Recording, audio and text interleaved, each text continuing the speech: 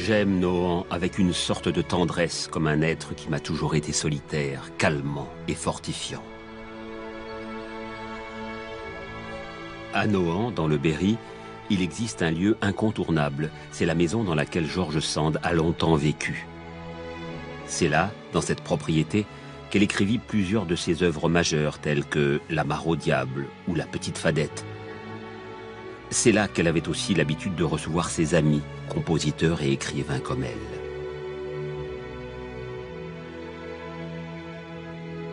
Nohan, c'est le cœur de la vie de George Sand. C'est le cœur de sa vie, c'est le cœur de son œuvre. Tout commence à Nohan, tout finit à Nohan. Je crois qu'elle n'aurait pas du tout été l'auteur qu'elle a été, elle n'aurait pas été au centre un peu de toutes ces rencontres artistiques s'il n'y a pas eu cette maison et si elle n'avait pas eu un rapport totalement viscéral avec cette maison.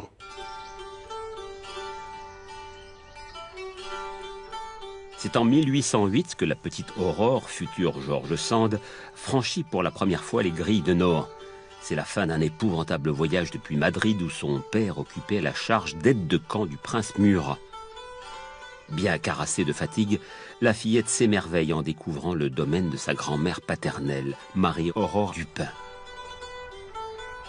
Plus tard, elle écrira « Je repris mes sens en entrant dans la cour. Ce n'était pas aussi beau que le palais de Madrid, mais cela me fit le même effet tant la grande maison était imposante. » Peu de temps après son arrivée, la chute mortelle de cheval que fait son père décide de son installation définitive chez sa grand-mère. Cette dernière, qui tient à élever Aurore, propose une rente à vie à sa belle-fille, qui accepte sans hésiter. Une décision douloureuse pour une enfant de 4 ans. George Sand, dans Histoire de ma vie, dira plus tard qu'elle a eu bien conscience qu'elle a été vendue pour de l'argent, ce qui est assez dur. Mais en même temps, ça lui a permis, enfant, d'acquérir cette éducation dans cette maison.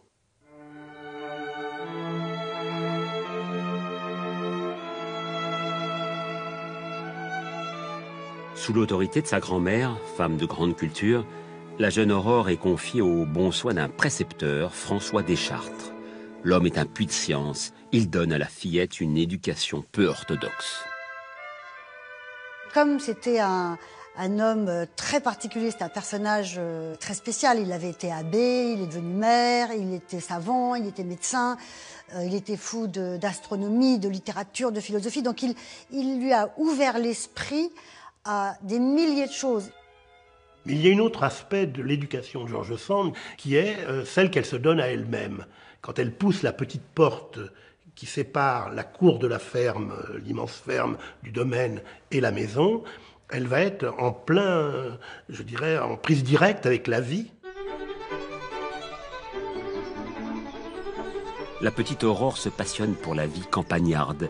Elle joue dans le petit bois planté de troènes, galope à travers les sentiers du jardin. En grandissant, elle étend son terrain de jeu, vagabondant dans les vallons avec les petits paysans de son âge. Elle vit une enfance libre, c'est-à-dire qu'elle se baigne à poil dans les rivières, ce qu'elle a fait après toute sa vie, elle monte à cheval, elle fait des kilomètres à cheval, elle est tout le temps dans la nature, donc elle a un rapport à la nature et à son corps qui est très fort, qui est sûrement pas un rapport qu'ont la plupart des petites filles. Et si des enfants ont ce rapport-là à leur corps, c'est peut-être effectivement des paysans, des paysannes, mais en tout cas pas des jeunes bourgeoises.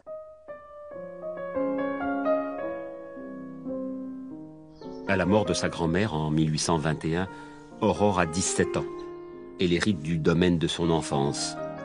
1 an plus tard, elle rencontre le baron François-Casimir Dudevant qu'elle épouse dans la foulée. Cette union est un échec sentimental malgré la naissance de 2 enfants, Maurice et Solange.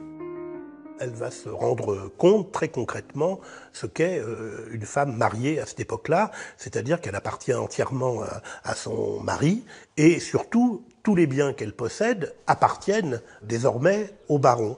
Et celui-ci va se comporter en maître et seigneur, comme aurait pu dire Molière, en prenant des décisions sans consulter sa femme. Il va faire abattre des arbres qu'il considère inutiles, il va tuer des animaux qu'il considère trop vieux, et il va porter atteinte véritablement à ce qu'est cette jeune femme. Et donc elle va commencer une sorte de combat incroyable, combat personnel d'abord, pour reconquérir, le mot n'est pas trop fort, reconquérir sa liberté.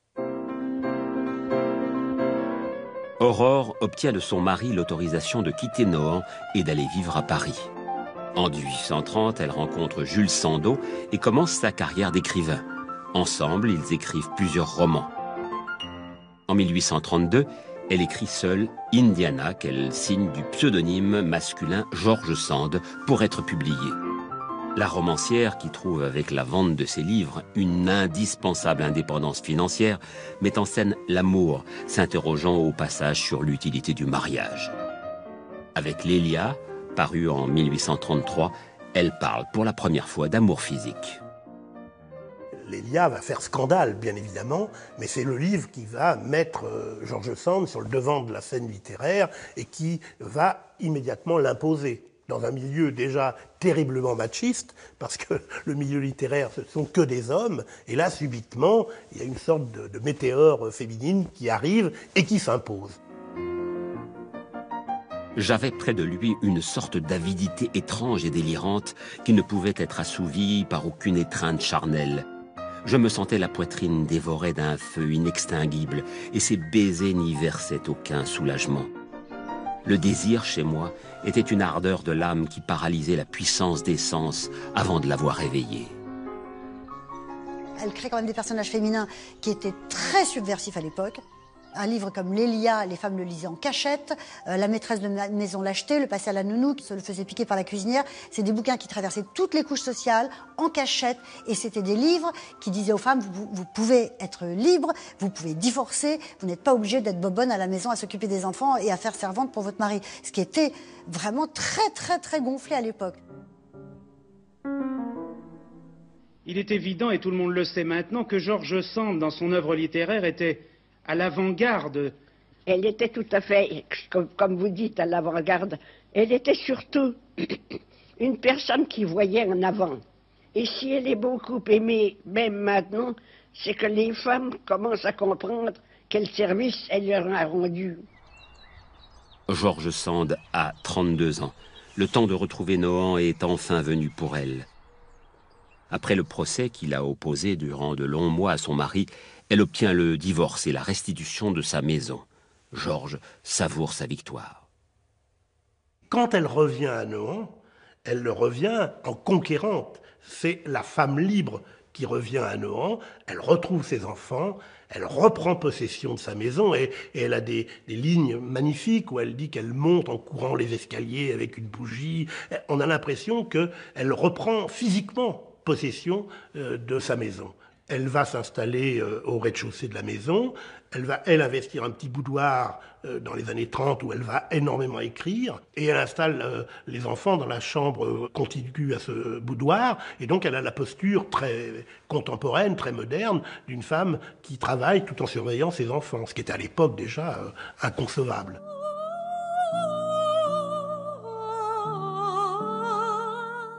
Dans les années 1830, George Sand est une femme affranchie.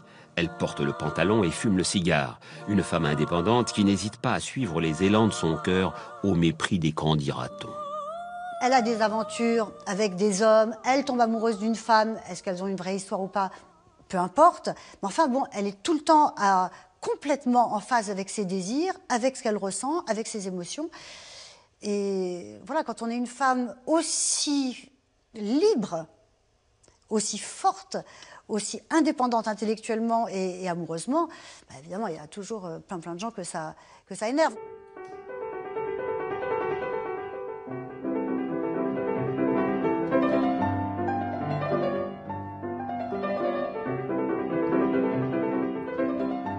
Ses amants ont pour nom Alfred de Musset, Prosper Mérimée et bien sûr Frédéric Chopin. C'est chez des amis communs, Franz Liszt et Marie Dagout, que Georges rencontre Chopin. L'écrivaine voulait un musicien dans son lit. La première rencontre de George Sand avec Frédéric Chopin, c'est quelque chose qu'on connaît très bien parce qu'il y a deux témoignages très précis, l'un d'un ami de Chopin et l'autre d'un ami de George Sand, d'une amie de George Sand. Et l'un comme l'autre, ces témoignages disent que finalement, la première impression était très mauvaise, c'est-à-dire que Chopin a demandé même à Ferdinand Hiller, qui était son ami, est-ce que cette George Sand est bien une femme, parce qu'elle était habillée en homme. Et puis George Sand a demandé à son ami, est-ce que Frédéric Chopin est bien un homme, parce qu'il était tellement dandy, tellement raffiné. Mais ça, c'est uniquement la première impression, parce que très vite, ils vont apprendre à se connaître, et bien entendu, il va y avoir ensuite cette liaison qu'on connaît. Chopin s'installe à Nohant. Leur amour durera 10 ans, mais n'aura rien d'un long fleuve tranquille. George Sand est solaire, ambitieuse, elle aime la vie et les défis. Chopin est ténébreux et colérique. Georges cherchait un amant fougueux, elle écopera d'un bronchitique. Chopin était génial au point de vue musical, mais au point de vue caractère, on pourrait presque dire insupportable. Elle le traitait plutôt comme un malade, comme un enfant et comme un génie. Elle a fait pour lui des choses extraordinaires. Chopin est entièrement centré sur sa musique. Georges le sait. Dans cette pièce, qui était autrefois la chambre du musicien, elle fait installer une porte capitonnée pour qu'il puisse composer au calme, sans être dérangé par les bruits de la maison. Si George Sand n'était pas entré dans sa vie, et si elle ne l'avait pas fait venir ici, nous n'aurions pas tous les chefs-d'œuvre de la maturité qui représentent l'essentiel et sans doute le meilleur de son œuvre, c'est-à-dire plus de la moitié des opus et surtout de très grandes œuvres comme la deuxième, la troisième sonate.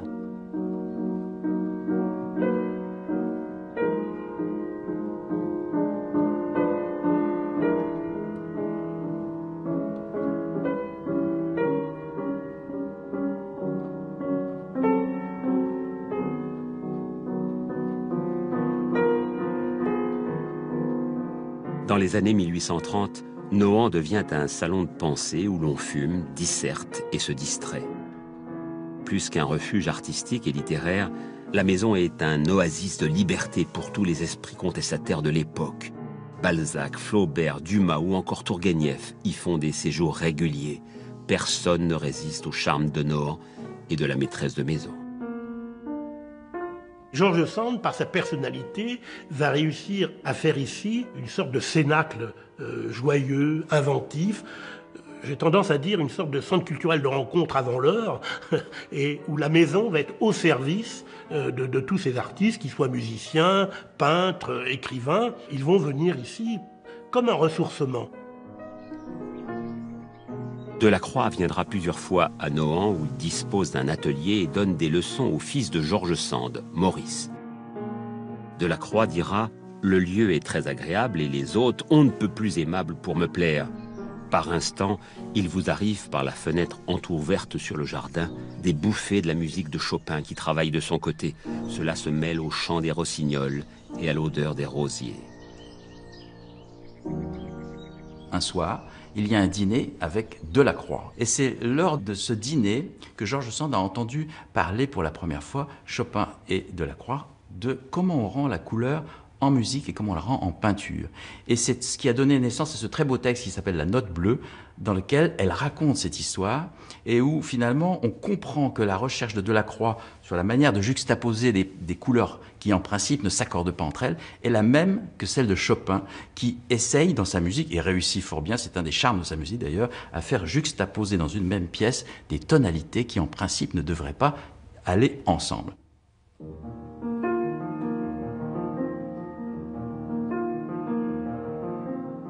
Une vie est passée dans la propriété, une enfance sans mère et des noces amères. Dans Nohant qui demeure et qui devient plus grand, qui occupe l'espace et qui régit le temps. Les murs ont résonné de musique enflammée, de baisers envolés, de fièvre ravalée. Dans ma maison, dans mon Nohant, j'eus des amants, c'était l'instant. George Sand aimait bouger, voyager, plonger dans des univers lointains. Mais toujours, elle revenait à ses racines, le Berry de son enfance. Devenue une romancière célèbre depuis le succès de Lélia, elle écrit sans relâche et enchaîne les livres.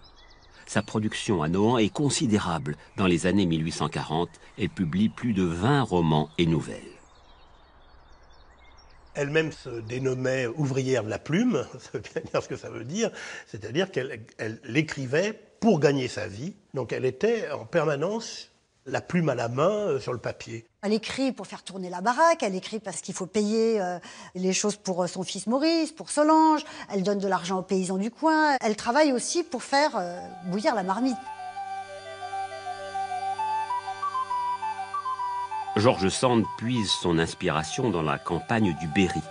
Le village de Sainte-Sévère, dont la tour s'élève à quelques kilomètres de Nohant, lui sert de décor pour son roman Mauprat. Quant au meunier d'Angibault, il a pour cadre le moulin du même nom. Si ses premiers livres magnifiaient la révolte des femmes, désormais elle ouvre ses romans à la question sociale en défendant les ouvriers et les pauvres. George Sand, dans son œuvre, avait compris quelque chose d'important, c'était que pour atteindre l'infiniment universel, il fallait partir de l'infiniment singulier. Simplement, la force de l'œuvre de Sand, et c'est ce qui la séparait un peu du courant naturaliste, c'est qu'elle disait « il ne faut pas décrire les hommes tels qu'ils sont, mais tels qu'ils devraient être ». Donc elle oppose au courant naturaliste un courant idéaliste. Et les paysans de George Sand sont extraordinaires. Ils s'expriment rarement en patois, ils appréhendent le monde avec une lucidité incroyable et une capacité à l'exprimer dans les romans tout à fait étonnants. C'est une époque où il y a des vraies traditions orales, de contes, un peu fantastiques, et elle, ça l'intéresse. Et après, elle écrit ces livres qu'on appelle les contes rustiques, qui sont les maîtres sonneurs et la mare au diable, tout ça très imprégné de cette ambiance particulière du Berry, avec des histoires de sorcellerie. Le tronc des chênes restait dans une majestueuse obscurité. Mais un peu plus loin, les tiges blanches des bouleaux semblaient une rangée de fantômes dans leur suaire. Le feu se reflétait dans la mare, et les grenouilles, commençant à s'y habituer, hasardaient quelques notes grêles et timides. Les branches anguleuses des vieux arbres, hérissées de pâles lichens, s'étendaient et s'entrecroisaient comme de grands bras décharnés sur la tête de nos voyageurs.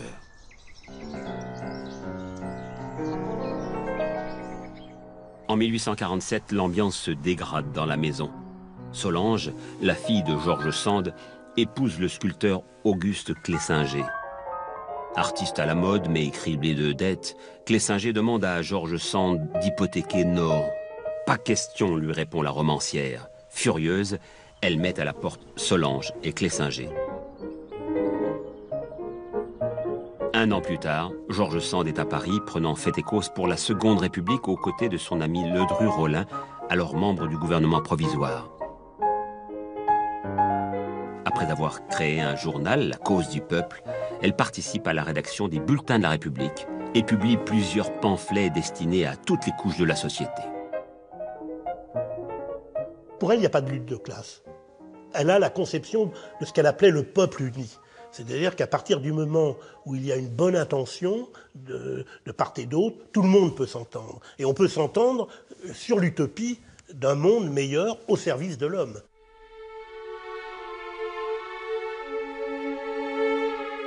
Mais en juin 1948, les ouvriers parisiens se révoltent contre le gouvernement. La répression est terrible. George Sand est épouvantée. Dans sa correspondance, elle confie « Je n'ai qu'une passion, l'idée d'égalité. Mais c'est un beau rêve dont je ne verrai jamais la réalisation.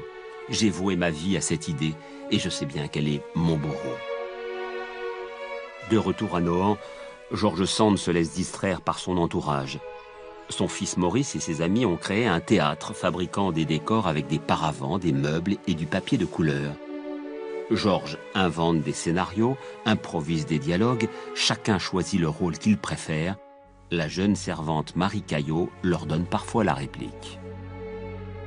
George Sand considérait que l'éducation était le seul moyen pour les femmes d'aller vers leur émancipation. Donc elle va apprendre à cette jeune servante à écrire et à lire, si bien qu'elle se retrouvera sur la scène du théâtre de Nohant aux côtés d'autres grands auteurs, et notamment d'Alexandre Dumas fils.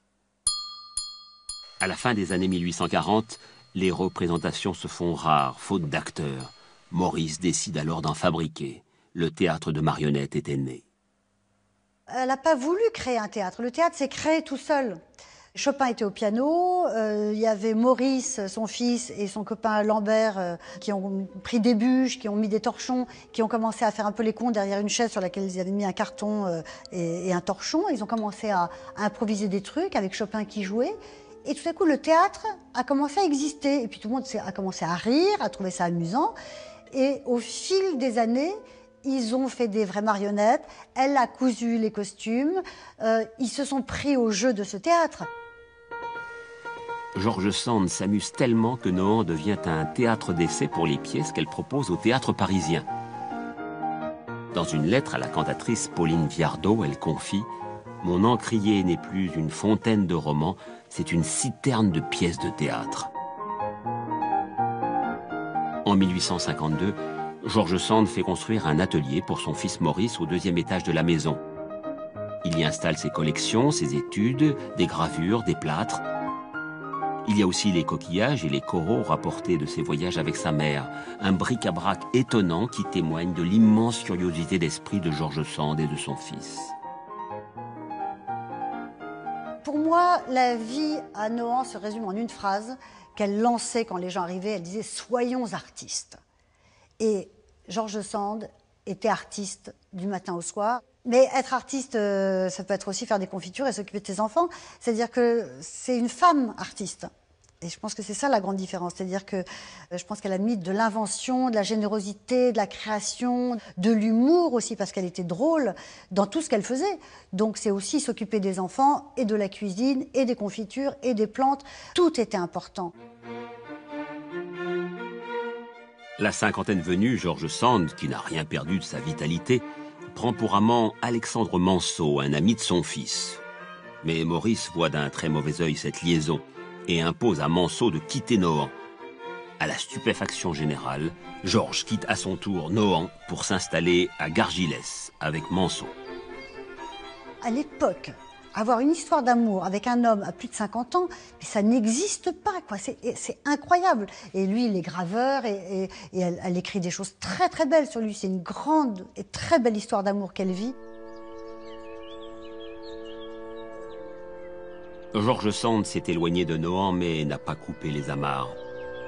En 1865, elle est de retour et retrouve Maurice qui vient d'épouser Lina Kalamata.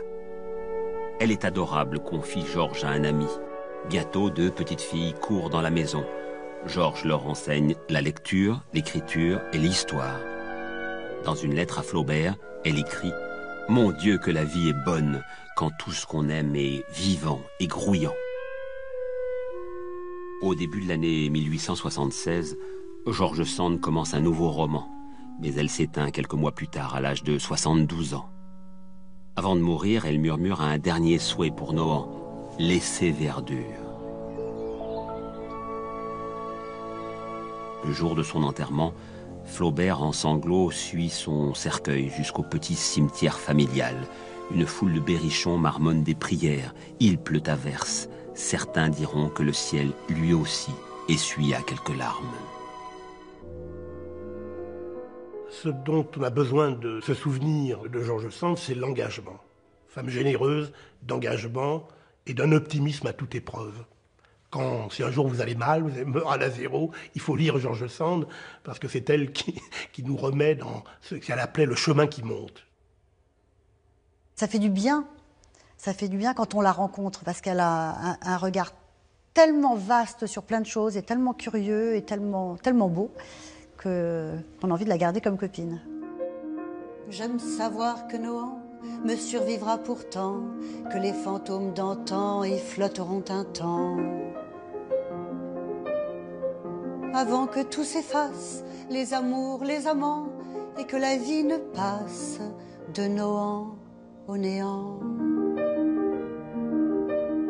avant que tout s'efface, les amours, les amants, et que la vie ne passe de Nohant au néant. Les dernières années, elle écrit à Flaubert qui s'interroge sur le sens de l'existence. Moi, je n'ai pas de théorie. Je passe ma vie à poser des questions. Quand nous ne serions absolument que des instruments, c'est déjà un joli état et une sensation à nul autre pareille que de se sentir vibrer. Laissez donc le vent courir un peu dans vos cordes.